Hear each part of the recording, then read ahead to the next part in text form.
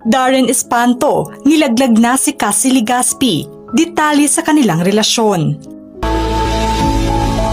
Diretsahang ibinunyag ni Darren Espanto na wala siyang girlfriend ngayon.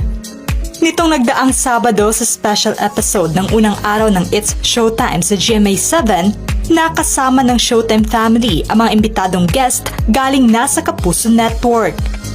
Kung saan ilan sa mga sparkle artist ay siyang naglaro sa segment ng show na Karaoke's at kabilang narito ang abot kamay na pangarap star na si Jillian Ward.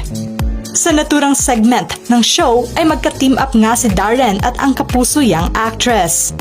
Dahil ito nga ang kauna-unahang pag-apak ni Jillian sa Showtime stage ay hindi naman mapigilan ni Vice Ganda na purihin ang ganda ng young actress, maging sina MC at Lassie ay nagpahayag ng kanilang compliment sa doll-be-like na ganda ng aktres. Dahil nga magkagrupo si Darren at Jillian ay nailarawan nga ni Vice Ganda na maganda ang combination o pares ng dalawa. Dito na naitanong ni Meme Vice kung may boyfriend ba ang aktres at siyang direktang sagot naman ni Jillian na wala umano siyang kasintahan ngayon. Kasunod naman ito ay ang pagtanong ni Vice Ganda kay Darren kung may girlfriend ba ito na diretsahang ibinunyag naman ng singer-host na wala umano siyang kasintahan at sabay tawa. Maririnig at pansin naman ang tila pangungulit ng iba pang mga host sa naging sagot ni Darren. Kung matatandaan, matunog na usap-usapan ang pagkakalink ni Darren kay Cassie Legaspi. Sa mga nagdaang events ay parating naiispatan nga silang magkasama kagaya ng GMA Ball at ABS-CBN Ball maging ang mga travels nila sa California at Japan. Naging bukas naman sa publiko ang hindi pa kumpirmadong relasyon nila kung saan may pa-birthday greetings pa nga si Darren kay Cassie. Ngunit sa naging sagot nga nito kamakailan ay tila paglilinaw na niya iyon sa tunay na estado ng relasyon niya kay Cassie. Ayon sa report ng ABS-CBN News, nilinaw ni Darren na magkaibigan lamang sila ni Cassie. Aniya, makulit sila. Sabi ko best friends lang kami. Best friends talaga. It is something a lot of people won't get. Hindi ko alam paano i-explain pero syempre, andun yung pagmamahal namin sa isa't isa.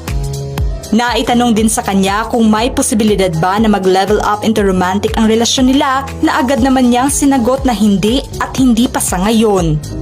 Binasag nga nito ang kanyang katahimikan sa espekulasyon sa umano'y relasyon niya kay Cassie. Marami naman sa mga taga-suporta ng dalawa ang nalungkot sa naging pahayag ni Darren. Dahil kung matatandaan sa naging panayam sa kanya noon sa press conference ng Metro Manila Film Festival movie nila na When I Met You in Tokyo, kung saan kasama nga niya si Cassie, ay inamin niya na hindi lang sila magkaibigan ng aktres, kundi in between umano ang relasyon nila na what you see is what you get. May naging reaksyon naman si Darren sa trending na pilot episode ng show nila sa GMA7 na siyang tinutukan ng mga madlang kapuso. Maging ang nakakabiglang hot topics online sa naging interaction niya with Jillian Ward. Marami nga ang kinilig at tila may chemistry umano ang dalawa on screen. Malakas umano ang appeal ng dalawa kung sakali man na ipares ang mga ito sa isang proyekto.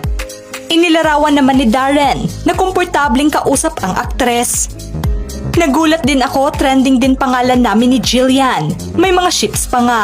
She's very chill. Nag-uusap na kami. Nag-iisip ng collaboration in the future. Saka kung papayagan kung pwedeng tumawid. Hindi nga nito inakala na naging maganda ang reaksyon ng mga madlang kapuso sa kanilang dalawa at tila nakitaan pa umano sila ng potensyal.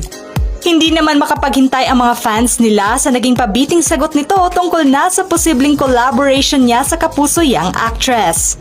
Hirit pa ng ibang mga netizens na tila may bagong tandem na silang pupusuan. Ano ang masasabi nyo sa paksang ito mga ka-showbiz peeps? Just comment below.